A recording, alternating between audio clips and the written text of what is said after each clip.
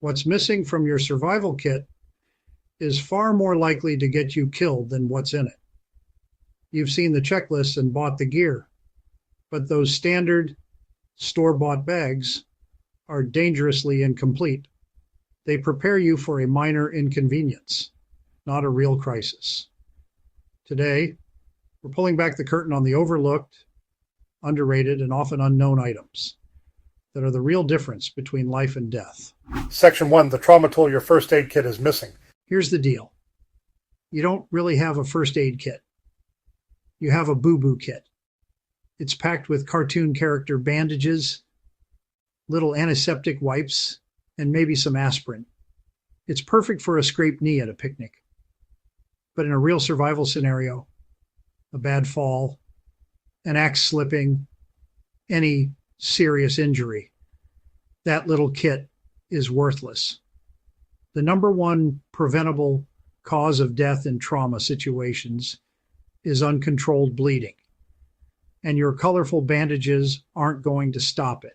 The solution is a proper military-grade tourniquet, and I don't mean the improvised stick and bandana you see in the movies. I'm talking about a purpose-built combat application tourniquet, or CAT. These things are designed for one-handed application, meaning you can literally save your own life, even if you're injured and completely alone. For some reason, standard first aid kits almost never include them, which is a fatal mistake. And using one is brutally simple. You get it high and tight on the bleeding arm or leg and crank the windlass until the bleeding stops. Learning how takes just a few minutes, but it will be the most valuable training you ever get. Having a real tourniquet means you've finally graduated from preparing for minor problems to preparing for a major emergency. It is the single most important item missing from 99% of civilian kits, and it's the one thing that will stop you from bleeding out before help can arrive. Okay, here's a scene for you. You've got a Ferro rod. You even have waterproof matches. You're confident you can make a fire anywhere. But then reality hits. It's been raining for 3 days straight. Every twig, every branch, every log is soaked through. Your fancy fire starters throwing beautiful sparks, but they have nothing to catch on to. Damp tinder just hisses at you and dies. This is how people get hypothermia. The cold doesn't care how many fire starters you have. The solution is ancient, low-tech, and incredibly reliable. And fat wood dust. And fat wood is the resin-soaked heartwood of old pine trees, and it's basically nature's perfect fire starter. While a lot of seasoned outdoorsmen know to look for fat wood sticks, very few carry it in a most powerful form. The dust or shavings is so full of flammable resin that it's practically waterproof. It will ignite in damp conditions when absolutely everything else fails. Think of it as your fire insurance policy. You keep a small sealed tin of this dust in your kit. It weighs next to nothing. When everything is wet, you just pour out a small pile of this coarse orange-brown dust. A single spark from your ferro rod will make the whole pile erupt into a hot, oily flame that lasts. This resin-fueled fire burns way hotter and longer than cotton balls or dryer lint, giving you the critical time you need to ignite your damp kindling. There's no cheating in survival, and carrying fatwood dust is your guarantee against freezing. In a survival situation, resources are everything, but there's a problem you probably haven't thought about. How do you carry them? You stumble upon a jackpot, a patch of wild edibles, a stream full of crayfish, or a fallen tree with perfect dry kindling. But your pockets are tiny, and your main pack is miles away. You can only carry what your two hands can hold, which means leaving life-sustaining resources behind. And the overlooked solution here is a simple cotton mesh market bag. Yeah, the kind people use for groceries. These are one of the most versatile and underrated survival tools you can own. They weigh just a couple of ounces and scrunch down to the size of a golf ball. You can stick it in your pocket and completely forget it's there. But when you need it, it expands to hold a huge volume of stuff. And what can you do with it? Pretty much anything. Need to gather firewood? It's a sling. Foraging for mushrooms or nuts? It lets you collect a huge amount in one trip. Need to set up a small fish trap? The mesh is perfect. Unlike a plastic bag, it lets wet things like foraged greens or damp clothes drain and breathe, which prevents rot. It's a net, a trap, a foraging ossing bag, and a carrying device all in one. For an item that takes up virtually no space, it solves one of the biggest challenges in survival, getting and moving resources. Let's talk about the modern survivalist's biggest nightmare, losing your signal. Your smartphone is an amazing tool, but the second you're out of cell tower range, it's just a useless brick for communication. You get lost, you get injured, or a storm rolls in. You need help, but you can't call anyone. This is how easy day hikes turn into multi-day ordeals. It's how preventable tragedies happen. The solution isn't a bigger battery pack. It's a dedicated satellite messenger. Devices like the Garmin InReach Mini 2 have totally changed the game for backcountry safety. They don't use cell networks.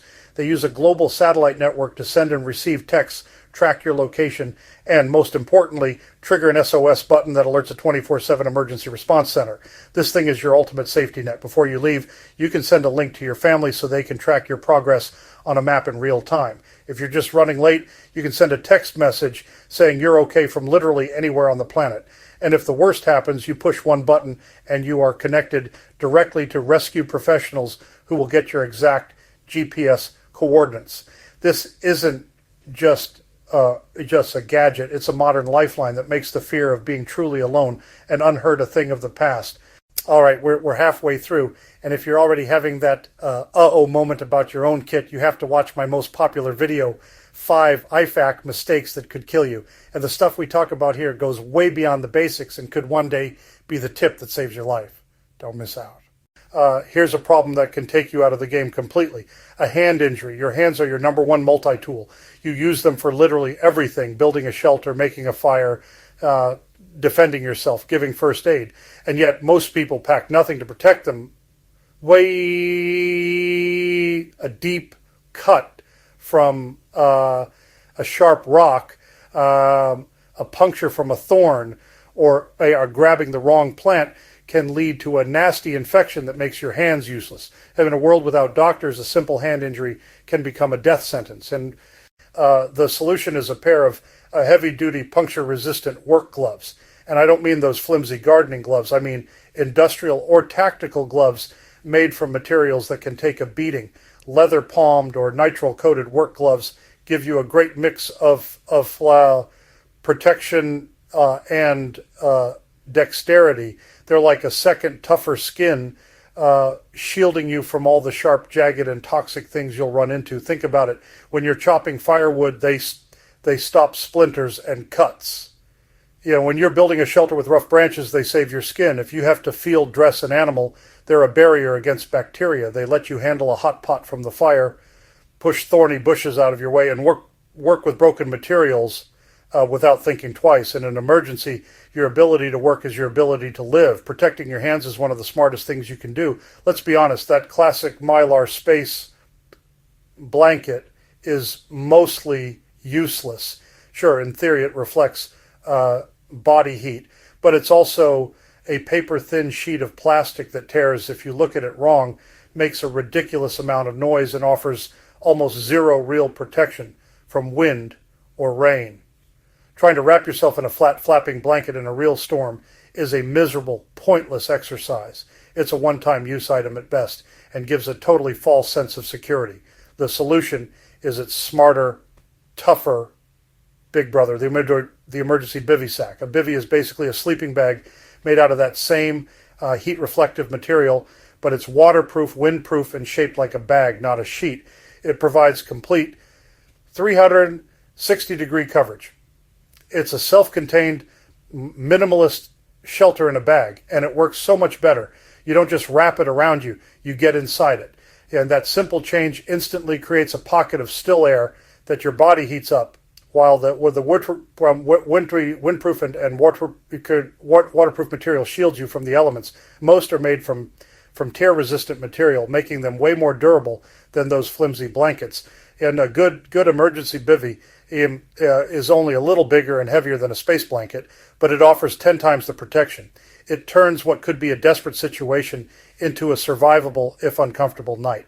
All right, let's bring it all together. A tourniquet for stopping real trauma, fat wood dust for a fire no matter what, a mesh bag for carrying anything and everything, a satellite messenger for a guaranteed connection, heavy-duty gloves to protect your most important tool, and an emergency bivy for actual shelter. See the pattern? Your gear shouldn't be a random collection of items from a checklist. It needs to be a collection of solutions to real-world life or death problems. That store-bought kit might give you confidence, but the items we talked about today give you true capability. The goal isn't to scare you, it's to empower you